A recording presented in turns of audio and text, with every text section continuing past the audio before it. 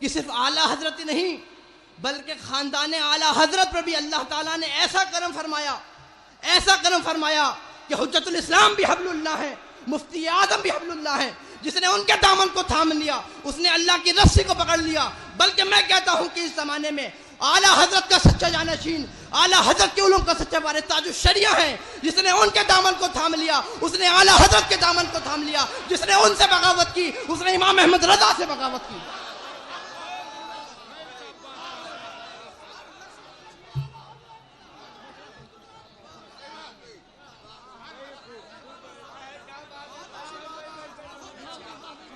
इसीलिए तो मैं कहता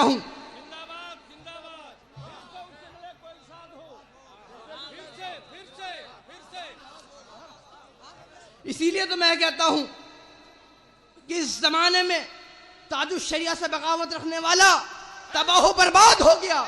क्योंकि हुज्जतुल इस्लाम के हुस्न की चमक, मुफ्ती आजम के तकवे की झलक, इमाम अहमद रजा के इल्म व फजल व कमाल की महक अगर एक साथ में जमा हो जाए तो उसे एक जात का नाम ताजुश शरिया है।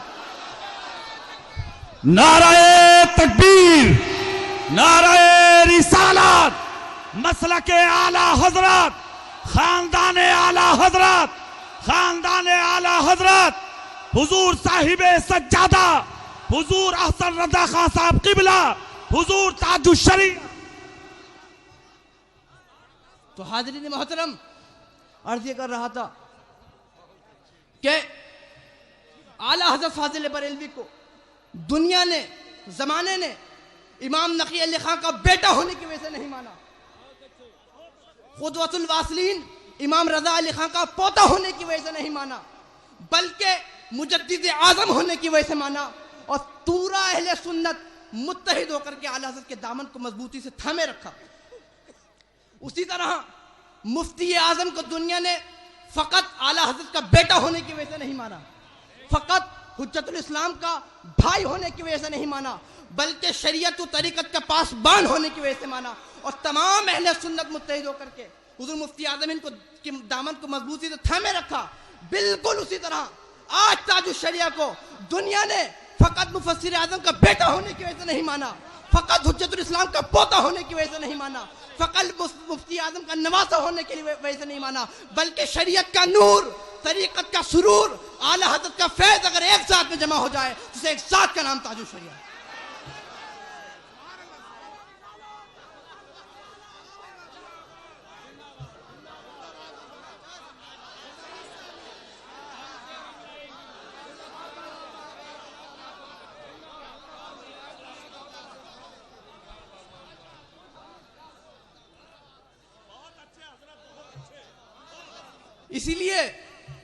इसलिए कि जब कलम चला दे, जब ताजुश शरिया कलम चला दे तो बड़े बड़े फितनों का दम निकल जाए, और जब फतवा दे दे तो बड़े बड़े मुफ्ती खामोश हो जाएं मगर एक लफ्ज न हिला पाए, एक लफ्ज न हिला पाए।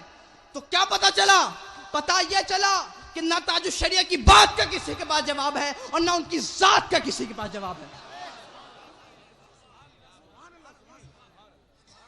तो हाज़रीन मोहतरम, अल्लाह तबारक व तआला ने आला हज़रत फाजिल बरेलवी के साथ साथ आला हज़रत की औलादों को भी कबूल फरमा लिया है। और आला हज़रत तो खुद ही फरमाते हैं, आला हज़रत तो खुद ही फरमाते हैं कि फ़कीर को बचपन से ही बदमज़हब से नफरत थी। ये मैं नहीं कहता, ये हयात आला हज़रत में हज़रत मौलाना हज़रत मलिकुल उलमा हज़रत अल्लामा ज़फ़रुद्दीन बिहारी ने लिखा है कि आला हज़रत ने फरमाया कि फ़कीर को बचपन से ही बदमज़हबों से नफरत थी और मेरे बच्चों के बच्चों के बच्चों के अंदर भी रहेगी।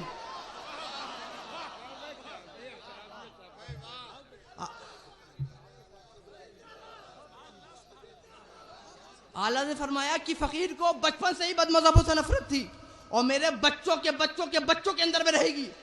हुजूर हुज्जतुल इस्लाम की जिंदगी का मुताला कीजिए तो बदमज़हब तो बहुत दूर की बात, किसी के अंदर बद मजहबियत का शुबा भी होता था तो सलाम मुसाफत तक करना गवारा न करते थे।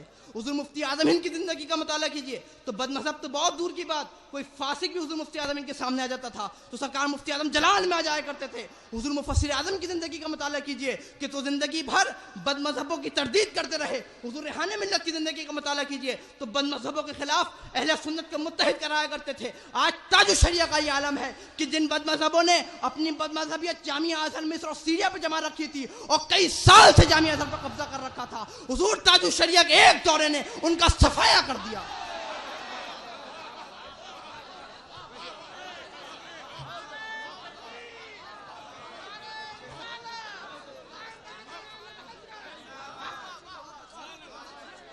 एक दौरे ने उनका सफाया कर दिया। और आला हज़रत आगे फरमाते हैं, आला हज़रत आगे फरमाते हैं और आला हज़रत आगे फरमाते हैं कि ये फ़कीर का फैज़ नहीं जो मेरे बच्चों के अंदर बदमज़हबों से नफरत है, ये फ़कीर का फैज़ नहीं बल्कि ये मेरे दादा इमाम रज़ा अली खां का फैज़ है, क़ुदवतुल वासिल इमाम रज़ा अली खां का फैज़।